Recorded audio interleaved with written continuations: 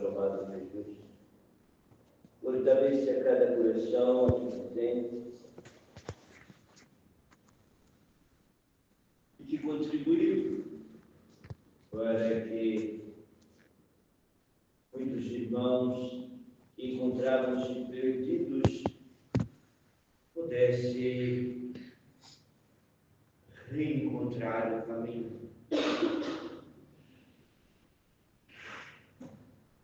Ainda existe muito a ser desanuviado. Os homens ainda vivem debaixo de conceitos, muitos deles infantilizados, de um Deus, de um Jesus, de um mundo espiritual que não é a realidade, e criando para si castelos que com certeza não foram construídos em bases sólidas. Como estão todos vocês?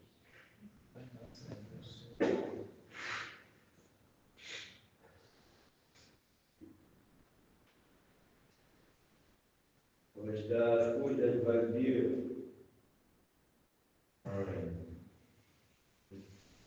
Tem que agradecer, só agradecer. Ótimo.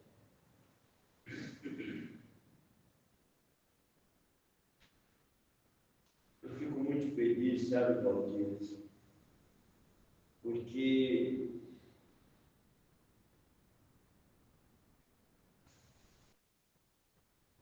aqui do lado nosso, do lado espiritual, existem seres que amam você e que trabalharam tanto para que você pudesse estar aqui. Seres que te amam verdadeiramente e trabalharam incansavelmente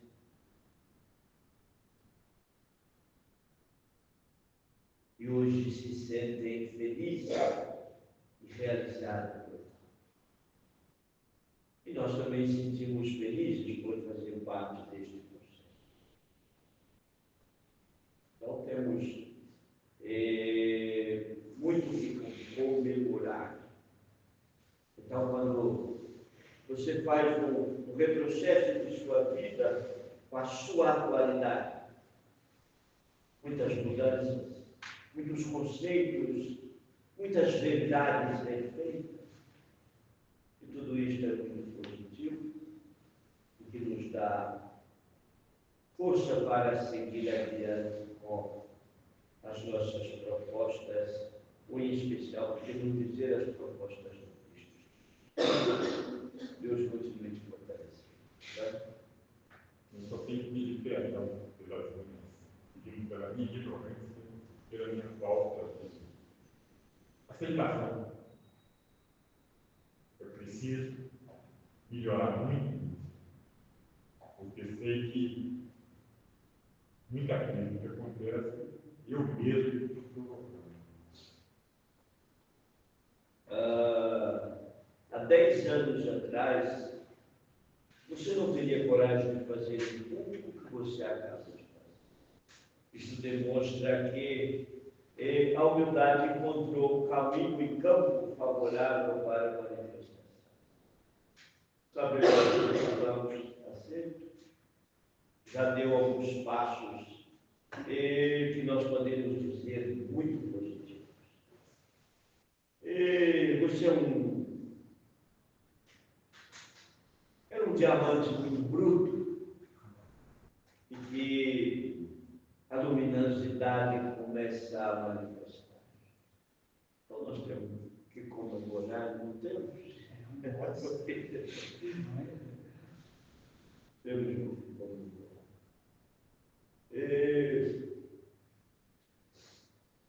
É claro que não nos compete aqui ficar trazendo o passado, porque se o próprio Deus permitiu esquecer nada que tem que ficar para trás, não é? Mas é que o passado nos incomoda, não? Ou os participantes do nosso passado, não é? Eles não nos deixam em paz. Mas isto é bom, porque aí você não foge do caminho proposto. Não é assim?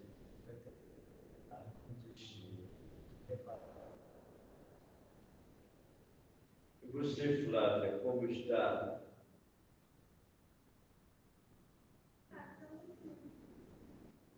Depois de minha última orientação para você, você repensou melhor? Tenho repensado. Mas não fica demorando de repensar, não, porque... Eu penso, releio. Sabe? Nós sabemos o que falamos. Quando nós, às vezes, muitas orientações que damos pode parecer não fazer sentido. Realmente, a nível humano não faz sentido. Mas a nível de ter acesso à sua ficha encarnatória faz todo sentido.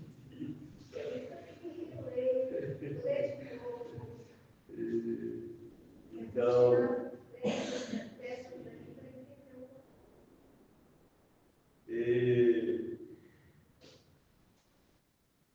no passado, quando eu vejo tantos companheiros aqui, eu poderia dizer que aqui eu volto ao antigo Irã, quando muitos de vocês ainda viviam o madeísmo, onde ainda se cultuava pelo menos dois deuses. Simples assim, não. Eu volto ao Velho Egito e vejo aqui Dionísio. É isto? Vou à Igreja Católica e vejo aqui muitos sacerdotes, bispos. Volto na antiga Roma, consigo ver aqui alguns generais, alguns soldados.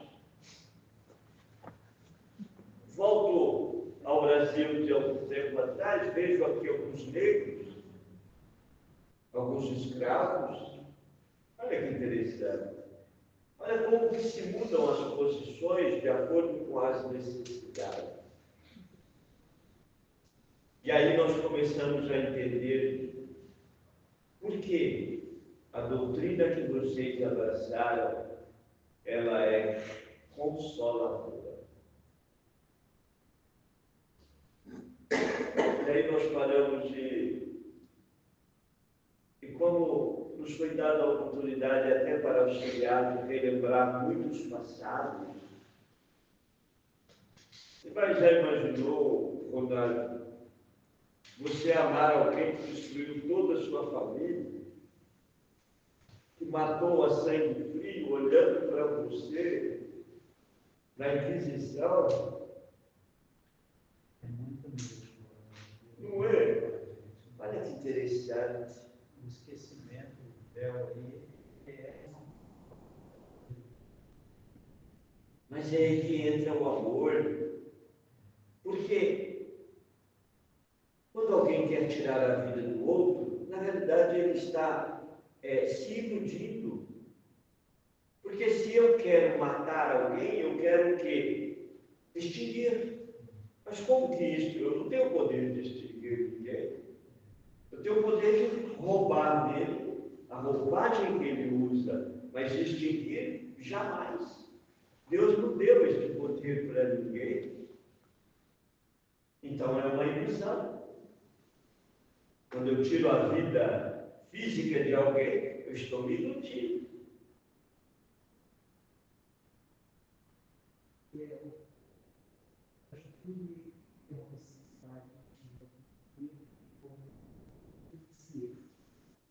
Antes dela começar, eu já comecei a chorar, eu senti, parece que ela foi sentir. Ela nos incluiu e eu não, eu ainda estou pronta para chorar. Isso é normal ou é a primeira vez? Os espíritos que são trazidos aqui, direta e indiretamente, todos têm ligação com vocês. Eu acabei de dizer aqui. Eu vejo aqui muitas etapas. Estou falando de poucas. Então, o que acontece? Todos vocês vivenciaram uma ou outra etapa dessas que falamos. E quando um determinado espírito que está muito ligado a nós é trazido aqui, como vocês estão dentro de uma corrente, vocês vão sentir todo este processo. Entendeu? Não tenha dúvida disso. Razão por quê? Acabou te gerando esse saudosismo. Tá certo? Ezequiel, Isso. eu quero te fazer um documentário. Se não couber ele aqui, não tem problema, você não precisa de continuar, tá? É porque eu estou fazendo uma função muito grande com a minha neta e parece que está com um problema sério não é nem de relacionamento.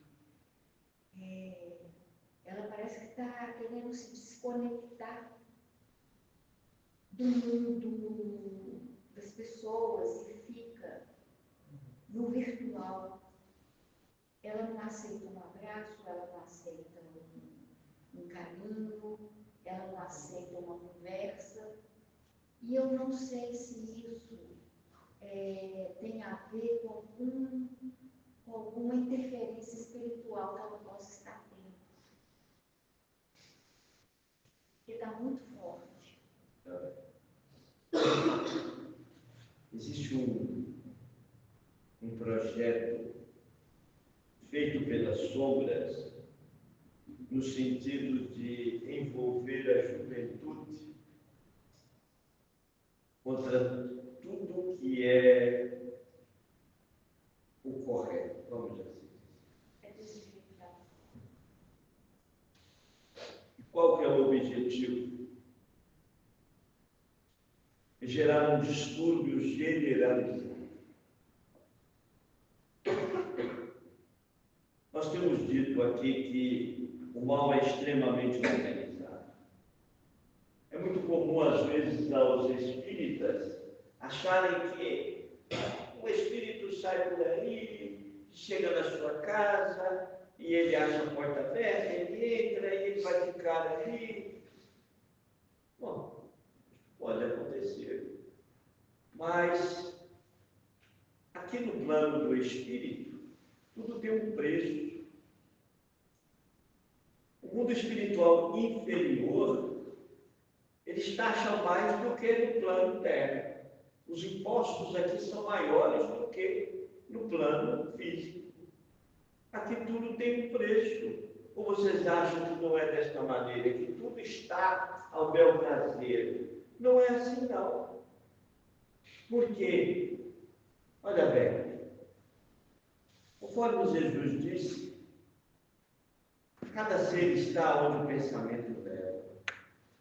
Então, se ao desencarnar eu me propus continuar preso aos meus interesses materiais, o que acontece? Eu tenho que sobreviver, não tenho? Faz sentido. Mas eu vou sobreviver ao Léo? Então nós temos que entender que existe um mundo paralelo aqui. Isso para vocês é muito difícil de entender e tem um custo. E quem que banca isso?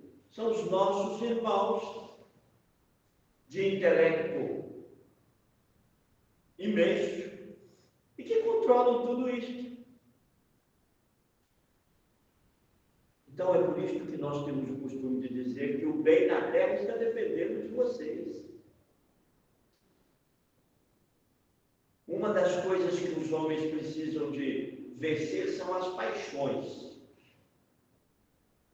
Eu não sei se vocês estão lembrados, tem uma passagem que Jesus diz assim: não confiei nos homens. Vocês estão lembrados? A mesma mão que aperta, a mesma mão que abraça, a mesma mão que oferece uma flor, pode ser a mesma mão que joga uma pedra. Não tenho dúvida. E quando eu digo para vocês que todos vocês estão tendo a melhor reencarnação de suas vidas. E esta reencarnação é uma projeção no plano espiritual acompanhada. Nenhum de vocês vai poder no futuro alegar a ignorância, não pode. Por quê? Tudo que é feito é filmado, não da forma que vocês veem, vocês entendem. Quando eu falo filmado, está filmado na consciência de vocês mesmos. O campo espiritual de vocês grava tudo que está externamente. Então, todas as ações dos espíritos que acompanham vocês numa reencarnação ficam gravadas no perispírito. E quando vocês retornam, e pode lamentar e reclamar qualquer coisa, está lá gravado. Olha aqui, olha. Você recebeu ajuda tal, no dia tal, na hora tal, está tudo gravado. Não se pode alegar ignorância. Então, esta é a melhor reencarnação. Vocês têm toda a capacidade de lutar contra qualquer influência externa, porque já tem o conhecimento. Então, deste lado, nesta dimensão terra, porque ainda é dimensão terra, a gama de espíritos que aqui habitam, eles pagam caro, porque estão sendo todos comandados. E por que Deus permite isso? É melhor que mentes inteligentes comandam esta turma toda do que eles ficaram aí prejudicando mais e mais. Vocês já imaginaram se todos os espíritos que estão nas zonas purgatoriais viessem todos para a Terra? Isso aqui viraria um caos insuportável de vocês encarnados sobreviver. Olha que interessante. Então Deus tira, aparentemente, de um mal, Ele tira o bem. Ele tira das trevas a luz. Porque muitos espíritos que manifestaram aqui estavam nas trevas. Então vamos acordar.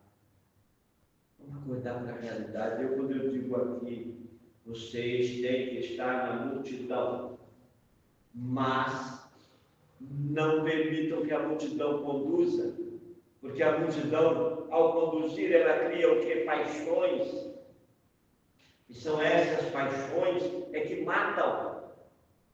São as paixões que tiram a esperança do espírito. E precisamos acordar para isto. Vou esperar desencarnar para me ter certeza de que é desta maneira. Está cheio de espírito aí esperando desencarnar. Só que vamos chegar aqui de mãos vazias. Não. E quando Jesus disse que fora da caridade não há salvação, e não há mesmo. Porque a caridade é tão expansiva e extensiva que os homens se perdem. Ezequiel, não é uma fase do caso lá, entendeu? A juventude está mais suscetível, então, às vezes, a essas influências. E, pelo que você está falando, por exemplo, a gente tem, talvez, o dever de tentar modificar isso, o ambiente familiar, para que esse ser, depois, ele também se modifique. Então, a gente tem essa capacidade de modificar a situação, entendeu? Todo governante é responsável pelos seus governantes. Nunca se esqueça disso.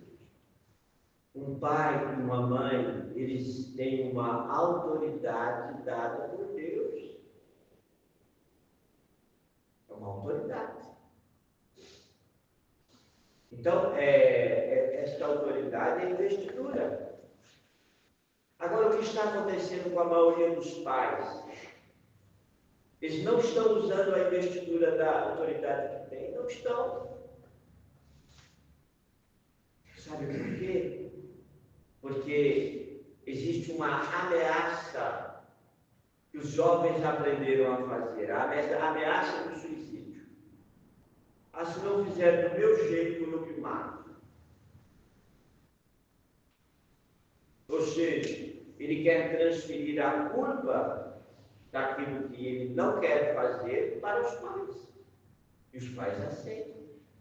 Mas, de certa forma, não é responsabilidade dos pais se os filhos, de certa maneira, se não der certo, os pais também têm essa responsabilidade, porque talvez eles... Desde que os pais mostraram o caminho reto, o caminho correto, fizeram cumpriram a sua missão com aquele espírito, e a partir do instante em que ele toma a iniciativa de cometer qualquer delito, a responsabilidade é dele, não dos pais.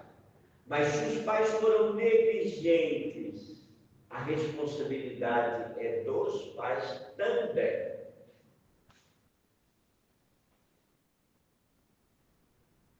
Porque antes dos filhos serem filhos de homens, eles já eram filhos do Criador. E Deus conhece todas as suas criaturas. Mas quando você fez diagnóstico disso, esse é o meu problema maior. O Valdir, eu não sou muito saudosista, não. Eu sou um espírito que eu vejo sempre para frente. Sabe por quê? Porque não tem como eu voltar no passado. Porque, olha que interessante, Deus faz com que nós esqueçamos o passado para viver um novo presente. A questão é que o passado, ou seja, aqueles espíritos com quem nós convivemos, como espíritos, eles têm que estar conosco novamente. É um processo. Mas para quê? Para que nós possamos nos amar. Quantos crimes eu já cometi na minha vida? Você acha que eu fico aqui arrependido? Estou arrependido porque eu cometi? Não. Eu quero fazer um novo presente. O que interessa para Deus é o que você está fazendo agora. Qual de nós você tem até agora? Quantas experiências vivenciadas? Fui há mais de 3.000 anos atrás, antes de Jesus, para citar aqui. Tivemos experiências na velha Índia, na velha China. Conhecemos lá o espiritualismo, sim. Aqui todos vocês são espíritos extremamente velhos, são milenares.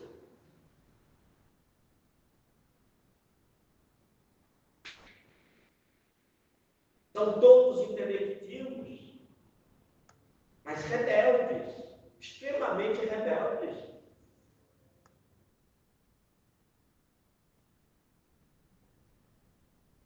Mas por quê? Vieram parar no espiritismo. Jesus que falou que dava o dar um consolo, um remédio para todos, o remédio é o espiritismo. O espiritismo pode dizer tudo que Jesus não pôde dizer. Então vamos dizer, nada de remorso, o que está feito ficou lá para trás. O importante é agora. Para Deus não importa nenhum crime que eu cometi. Para Deus importa o bem que eu posso fazer agora. É isto que importa. O mal é passado. O bem é o presente. É isto que importa. É assim, Alice? Você vai embora? Demais. Demais. Isso aqui é. Você concorda, Paulo? Concordo. Mas e sem corda, como é que fica? E se não tiver corda, amarra-se mesmo. Vou mandar um jeito. Atrás de mão. Tem acontecido comigo, e às vezes uns dias, né, corremos da adolescente, alguns amigos, às vezes eles com filhos, em situação de doença e tal, e ligam para mim, passam a mensagem, olha, igual o colega meu me passou hoje a mensagem, até com uma menina que a gente tinha até pedido licença, a gente orar e tal, pedindo a Deus pela saúde dela. Né? E assim, nem entrei no contexto, né, de que as coisas são direcionadas e tal. Eu queria saber como suportar nessas condições, igual a última mensagem que eu recebi, às vezes estão os médicos nos Estados Unidos estão fazendo tudo que pode pela menina, mas ela não está respondendo mais. E às vezes a gente sabe que é até uma caminhada para nos guiar. Como se portar, a gente deve orar, deve chamar os colegas, e pedir para orar também. Como proceder nessas situações? Antes de mais nada, nós não podemos esquecer que Jesus é o governador do planeta e ele tem 100% de controle sobre tudo o que acontece. Tudo ele tem. Então, nada que acontece aqui acontece sem o olhar superior. Nenhum espírito passa por determinadas provações ou privações desnecessárias. É claro que o desespero de um pai, quando um filho está nessa situação, é o desespero de perder. Eu vou perder o meu filho. E os amigos também acabam, ao invés de auxiliar, acabam entrando no desespero.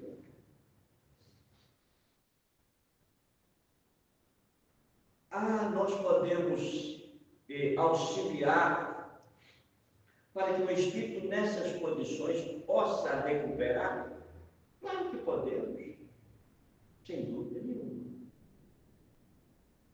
Mas nós jamais podemos esquecer que seja feita a tua vontade, não a minha. Isso é fato. Porque quase sempre os homens dizem assim: seja feita a tua vontade, desde que você não esqueça de fazer a minha. Então não funciona assim. Sabe, não? E às vezes, em situações como esta, grandes valores estão sendo despertados.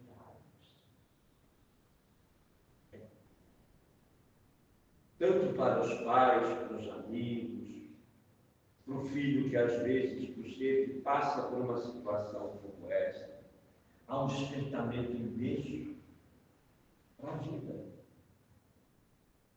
Muitos espíritos que não souberam valorizar a vida e que por qualquer bagatela se matou, ele vem e tem que lutar pela vida, isso é fato. Porque a vida não pertence ao espírito, a vida pertence a Deus.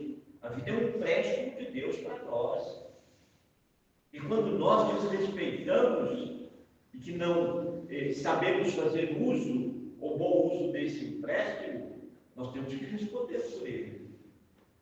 Então, quando alguém está lutando para sobreviver, é porque ele não valorizou o suficiente.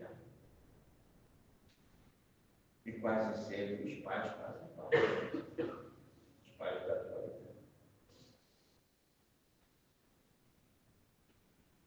Observamos a humanidade. Você chega nos hospitais, a quantidade de companheiros ali lutando para sobreviver. Ninguém quer morrer. Aí, nós viemos para o cotidiano da vida. Olha a quantidade de companheiros que querem se matar. Se matam no trânsito, se matam na alimentação, se matam nos vícios. Um contraste, não parece? É um contraste. Até o momento que cai numa situação como essa. Então, vocês nunca devem esquecer o seguinte: vocês estão hoje já projetando suas futuras reencarnações. Não tenha dúvida disso. Vocês estão vivendo hoje um reflexo das vidas passadas de vocês. E vocês já estão projetando para o futuro. Então, você quer saber como que vai ser sua vida amanhã? Olhe para a sua atualidade. É simples assim. Não tem segredo. Você desencarnou aqui, você volta para dar continuidade onde você parou. Então, por isto, Jesus diz: reconcilia-te com o teu adversário quando você está caminhando com ele. E isto vale para todas as situações, com você mesmo e com os espíritos que estão ao seu redor, que também são seus adversários. E como reconciliar com eles? Fazendo o que é correto. Vamos buscar uma realidade. Por exemplo, você tem os seus amigos, você cria um grupo de amigos. Mas se você não bebe, vamos dizer que você tem 4 amigos, e os 4 gostam de álcool, e você não, eles vão acabar te tirando do grupo. Porque você não coaduna com tudo que eles fazem ali, não comungam com os ideais, eles vão sair do grupo. A mesma coisa acontece no âmbito espiritual. Quando você não gera guarida para aqueles espíritos que te acompanham no dia a dia, que podem te trazer prejuízo, eles vão te abandonar. Porque você não soma nada para eles. Olha que interessante. Mas então, Mauro, nós podemos estar no último segundo, e no último segundo tudo pode mudar. Essa mudança é nossa, né? Fé e desespero não andam juntos. Vou te contar uma historinha aqui rápida. Os discípulos de Jesus, eles ficaram muito entusiasmados com as curas que Jesus fazia. Todos eles.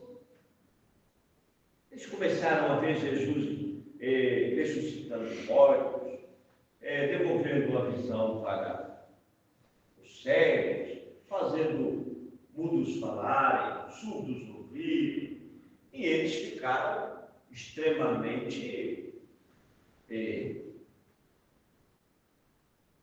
felizes com aquela situação. E aí, numa dessas conversas, Mateus questiona Jesus: ô mestre, isto que você faz aí, estas curas e tal, como que funciona isso? Você acha que eu posso fazer? Resposta de Jesus: pode fazer o que eu faço e ainda mais. E aí o que acontece? A turma começa a sair caçando doente, para curar. E procura outro. Então, numa dessas, eles entram numa casa e eles fazem: não, eu quero uma situação bem difícil, eu quero curar alguém difícil de curar. E tinha um casal que tinha um filho, este filho já estava lá com seus quase 20 anos de idade, e a criança era extremamente complexa, não falava, não andava, numa situação de muita dor e muito sofrimento ao seu redor. E aí, nesse caso, Pedro vai até lá, porque ele queria fazer algo diferente para alimentar a vaidade dele. E ele entra e pergunta: eu posso curar seu filho? Perfeitamente. Ele vai lá, desce, ora e mata o menino. E Pedro entra numa decepção grande e começa a chorar. Jesus vem o pai vem até ele e abraça Pedro. Não, meu amigo, você está chorando por quê? eu acabei de matar seu filho. Não, você acabou de libertar o meu filho. Porque o sofrimento dele era tamanho, que o meu era muito mais. Então eu não pedi a Deus que desse a ele uma cura para ele voltar a andar, para ele voltar a falar, mas para libertar. Porque às vezes libertar do corpo também é uma maneira de se curar. Mas Pedro não foi satisfeito. Pedro vai reclamar com Jesus. Olha, Jesus, fui lá curar o moço. E Jesus simplesmente diz para Pedro: o que você precisava de ouvir, eu falei na boca daquele. Entendeu? Pensar bastante. Deixa eu ver. É nosso tempo está vencido. É isso? Ezequiel, quando você fala que a gente não tá, quando a gente vai mudando, o grupo já não te pertence mais, que você não envolve mais com os movimentos, com os pensamentos, com as atitudes, isso é uma emoção sua, ou por ser excluído desse grupo?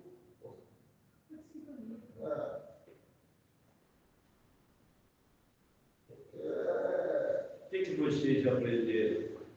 Que os afins se atraem. Então formam-se os grupos. Tá certo? Qual que é o grupo que eu quero para compor meu rol de amigos? Eu posso escolher um grupo que gosta de farra, de bebida. Eu posso escolher um grupo que gosta do crime, ou um grupo que gosta de orar, de fazer a caridade. Eu que vou escolher. Isto é questão de afinização mesmo. Observa muitos de vocês, anterior a estar presente numa casa como esta, vocês tinham muito mais amigos. Hoje vocês têm muito menos amigos. Porque vocês não oferecem mais para os ditos amigos o que vocês ofereciam antes. Então eles não interessam mais para vocês, vocês ficaram biados. Não é assim, Paulo? Como é que se deu isso aí? Que eu não percebi. O processo é natural. Ele acontece naturalmente. Não tem como. As energias não se acasalam. Isto, inclusive, vai acontecer dentro do próprio grupo familiar. Você começa a se tornar uma pessoa não grata. Não é assim? Por quê? Olha, o Alexandre é beato. Não vou convidar ele para as minhas festas, não. Ele não bebe, ele não come carne, ele não faz nada disso, ele é um beato. Aqui não. E ele começa a observar assim. E quando ele aparece, ele começa a se sentir fora do contexto. Isso é fato. Fica ali no período, tenta, se esforça, não é assim, mas não consegue.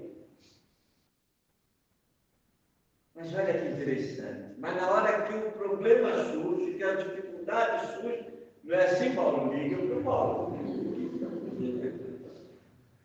Você pode me ajudar a resolver o problema? Aí sim, é o desespero. Precisa de se agarrar a um pau que ele acha que vai afundar. Liga para o Mauro. Mas não acredita, não. Olha, essa coisa de espírito, de espiritismo, eu não acredito em nada disso. Mas liga para o Mauro.